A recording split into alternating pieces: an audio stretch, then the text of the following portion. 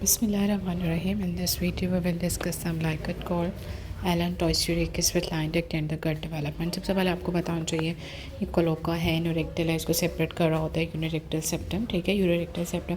अब जो कोलोका से ही क्या नहीं कर रहा होता, यूरोजेनिटल साइनस है और एलन टॉयस। ठीक है, अभी यूरोजेनिटल साइनस से फिर जो है वो ब्लैडर और फिर जेनिटल ऑर्गन लाइक वेजाइना इसमें से होगा बेटर। ठीक है, अब इसमें embryonic development of the gut देखो, ये कहाँ से डेवलप होती है, बेसिकली एंडोडर्म से। ठीक है, इसकी वॉल जो है इसमें blood vessel, smooth muscle, connective tissue, ये सारी जो है ये मेसोडर्म से अराइव होंगी। अब जो प्रिमिटिव गट ट्यूब होती है ना, इसको 3 में डिवाइड किया जाता है, फोर गट, मिड गट और हाइंड गट। ठीक है, अब जो फोर गट होती है ना, इसको सप्लाई कर रही होती है सीलियक ट्रंक, और जो मिड गट होती है इसे सप्लाई कर रही होती है सुपीरियर मेसेंटेरिक आर्टरी, और जबकि जो हाइंड गट होती है इसे सप्लाई कर रही होती है इंफीरियर सीलियक। ठीक है, सुपीरियर और इंफीरियर आपने याद रखने। अब इसमें देखो फोरगट जो है वो कहाँ से डेवलप करेगी, फेरिंग्स है, एसोफेगस है, स्टमक है, first and half of the second part of the duodenum है, liver, gall bladder, pancreas, respiratory system है, जबकि मिड गट के अंदर half of the second, third और fourth part of the duodenum, jejunum, ileum, appendix, caecum, ascending colon. ठीक है, इसमें से जो ट्रांसफर क्लोराइड का राइट 2/3 होता है ना, वो मिड गट डेवलप होता है। अपने याद रखने के जो फोरगट है उसमें फोरेंक्स, एसोफेगस, स्टमक और जो ड्यूडेनम का है रहेगा, liver, gall bladder, pancreas, respiratory system foregut से, और जो मिडगट है उसके अंदर से second, third, fourth, duodenum, jejunum, island, appendix, caecum, ascending colon, right colic fracture, जो ट्रांसफर से 2/3 कोलन है ना वो। अब जो हाइंडगट होता है ना उसमें लेफ्ट 1/3, ठीक है, left colic fracture, descending colon, sigmoid colon, rectum, upper 1/3 one half of the anal, यहाँ प्रिमिटिव और यूरोजेनिटल साइनस। ठीक हो गया। अब हमने ये देखना है कि ऐसे कौन से स्ट्रक्चर है जो कि अम्बिलिकल रिंग में से पास करते हैं। आपने याद रखने 3, एक तो विटलाइन डक्ट है, ठीक है, एलन टॉयस है और अम्बिलिकल कॉर्ड है। अब जो विटलाइन डक्ट है ना, ये mid gut to the yolk sac, allantois जो है बेसिकली यूरेकस, फिर जब ये मतलब ऑब्लिटरेट हो रहा होता है फिर ये डेवलप हो जाता है मीडियन अम्बिलिकल लिगामेंट। ठीक है, और अम्बिलिकल कॉर्ड। अब अगर इसमें देखो तो हाँ, अब जो विटलाइन डक्ट होती है ना उसे हम फेलो मेसेंट्रिक डक्ट भी कहते हैं, कि not connect the yolk sac को मिड गट के साथ जो करती है ना कनेक्ट, वो विटलाइन डक्ट होती है। ठीक है, और ये ऑब्लिटरेट कर जाती है during the 7th week of the development. अगर तो total failure of the vitelline duct to obliterate है तो इसमें मेकोनियम का डिस्चार्ज आएगा अम्बिलिकस से। ठीक है, और अगर इसमें पार्शियल फेलियर होगी ऑब्लिटरेट है तो वल्वुलस का रिस्क बढ़ जाएगा। ठीक है, लेकिन अगर slide failure of the vitelline duct to obliterate slide failure है, ठीक है, तो इसमें आउट पोचिंग हो जाती है किसकी, आइलम की, जिसे हम मैकल कहते हैं। ठीक है, ये यूजली एसिम्प्टोमेटिक होती है, इसमें हेट्रोट्रॉफिक गैस्ट्रिक और पैंक्रियाटिक टिश्यू हो सकता है, मलेरिया, हेमाटोसीजिया, पेन आपको मिल सकता है।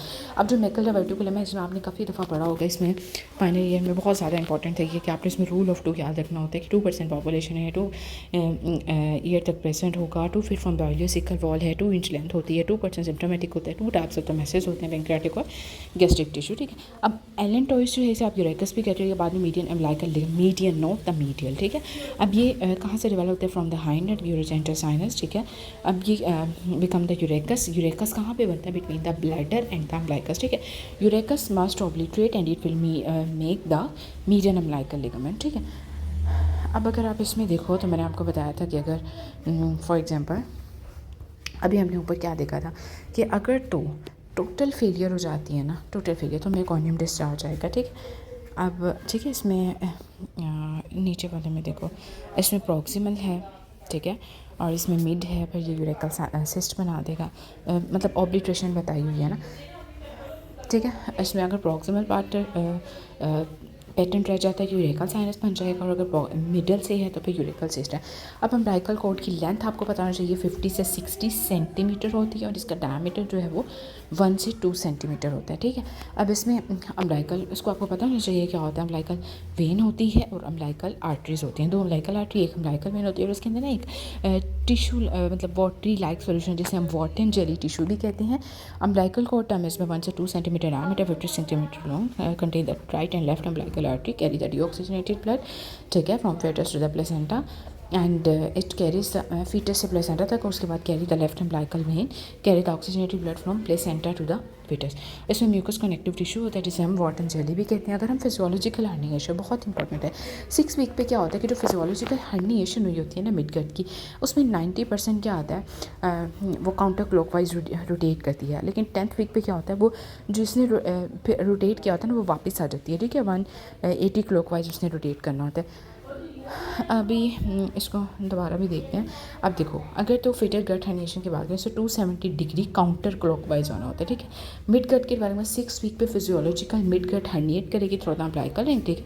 मिड गट फिर रोटेट करेगी 90 डिग्री होना होता है access by the superior mesenteric artery आ जाती है इसके अंदर, ठीक है। और 10th वीक पे क्या करते हैं, ये जो हर्निएटेड इंटेस्टाइन होती है वापस एब्डोमिनल कैविटी में आती है और मिड गट फिर रोटेट करती है क्लॉकवाइज बाय एडिशनल 180 डिग्री और making the rotation of the loop through the total of the 270 degree counter clockwise, ठीक है। अगर आपको इसमें भी डिफरेंस पता होना चाहिए कि ओम्फेलोसील और फिर गैस्ट्रोकेसिस क्या होता है। अगर तो प्रॉक्सिमल हर्निएशन हो जाए एब्डोमिनल कंटेंट्स की, ठीक है, और अगर वो पेरिटोनियम से कवर होंगे, उसके अंदर सेंट्रल है, नोम लाइक रिंग है, ठीक है, इसे हम कहेंगे ओम्फेलोसील।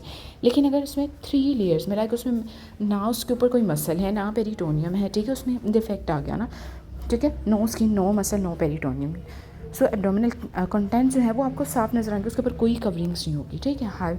नेक्स्ट फिर देखो हाइपरट्रोफिक पाइलोरिक स्टेनोसिस, इसमें मोस्ट कॉमन कॉज होती है किसकी, गैस्ट्रिक आउटलेट ऑब्स्ट्रक्शन की।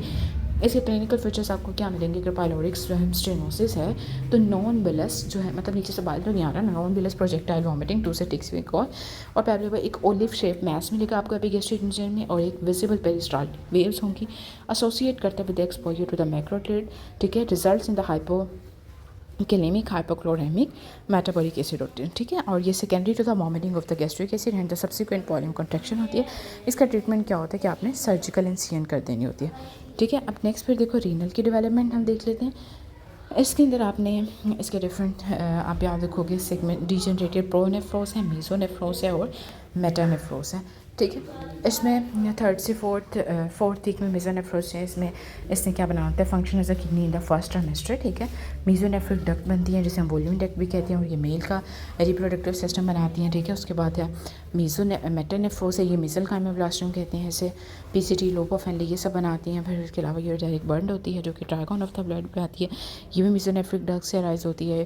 फिर उससे यूरेटर पेल्विस, अभी हम इसको दोबारा से देखते हैं। इसमें देखो जो प्रोनेफ्रोस होता है ना, 4 of the development then degenerate, उसके बाद मीज़ो पे आ जाते हैं, फिर मेटो पे। मीज़ो पे क्या होगा कि ये 4th वीक पे ना फंक्शन करेगा as a inter kidney for the first trimester, persist in the main genital system as a fin duct और ये डक्टस डेफरेंस और एपिडर्मिस बना देगा, ठीक है। अब जो मेटानेफ्रॉस है ये परमानेंट रहता है, ये वीक 5 में फर्स्ट अपीयर होता है और नेफ्रोजेनेसिस नॉर्मली कंप्लीट हो जाती है कहाँ पे, 36 वीक ऑफ द जेस्टेशन पे, किस पे, 36 पे। नेक्स्ट फिर देखो यूरोटेरिक बर्ड जो होती है ना, मेटानेफ्रिक डायवर्टिकल, हम इसे कैनलाइज कर रहा था 10 वीक ऑफ डेवलपमेंट पे ड्राइव होती है कहाँ से, मीसोनेफ्रिक डक्ट से, ठीक है। और ये यूरेटर पेल्विस कैलसिस और कलेक्टिंग डक्ट बना लेगी, जबकि मेटानेफ्रस मीजोनकाइमा जो है ये इंटरेक्ट करेगी विद द टिश्यू और ये क्या बना देगी, formation of the glomerulus through the dish converted tissue.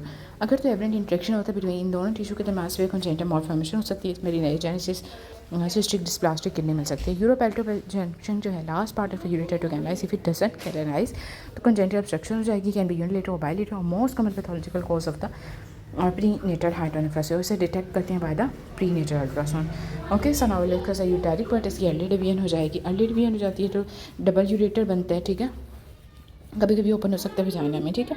अब जो है मेटानेफ्रिक मेसेनकाइमा, अगर तो failure of the ureteric bud to reach the metanephric blastema तो क्या होगा, यूरेटर जो होगा वो विदाउट किडनी होगा, ठीक है। इवन का पेशेंट डाई हो सकता है अगर तो उसकी प्लांट में कोई भी सिस्टिक मैस है। If you have any question you can ask me.